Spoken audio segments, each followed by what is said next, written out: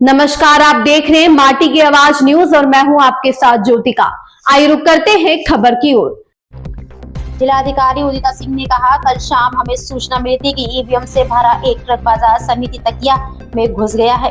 यह सूचना मिलने के बाद हमने पाया कि एक ट्रक 7:59 पर बाजार समिति में घुसा था और पुलिस ने उसकी पूरी जांच की थी।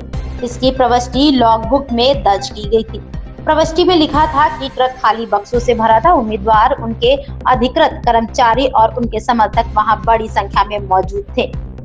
उन सभी के सामने ट्रक को खोला गया और उसमें ढेरों स्टील के बक्से मिले।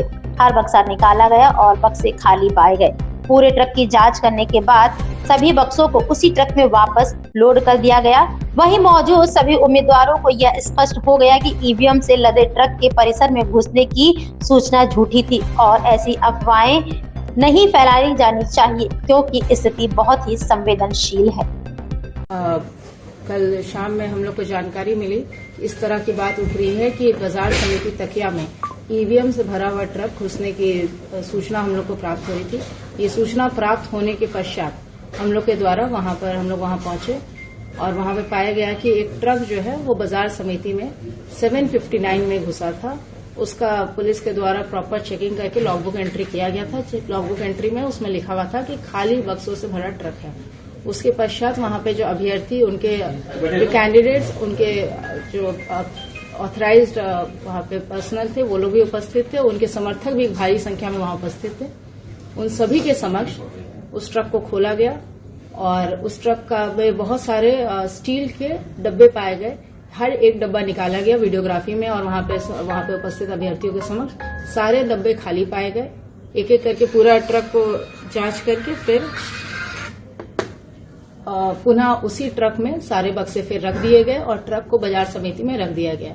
तो वहां पे सारे अभ्यर्थियों के समक्ष ये स्पष्ट हो गया कि जो ईवीएम से भरा हुआ ट्रक घुसने की जो सूचना थी वो असत्य था और इस तरह का कोई अफवाह जो है ना उड़ाया जाए क्योंकि स्थिति बहुत ही अभी संवेदनशील है। कल हमारी काउंटिंग है तो स्थिति वहां पे विधि व्यवस्था नियंत्रण के लिए भ्रामक अफवाहों का खंडन करने के लिए प्रेस वार्ता बुलाई है।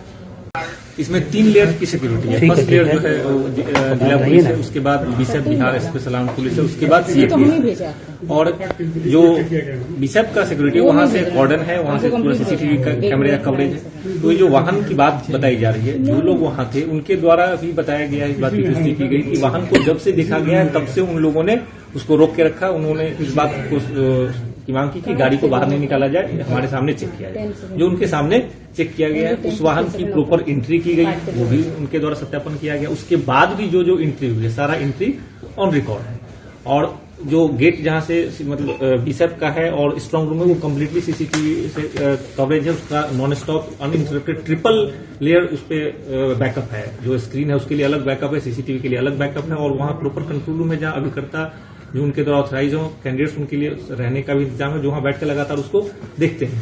जो वाहन है उसने वो लेयर कभी पार ही नहीं किया है।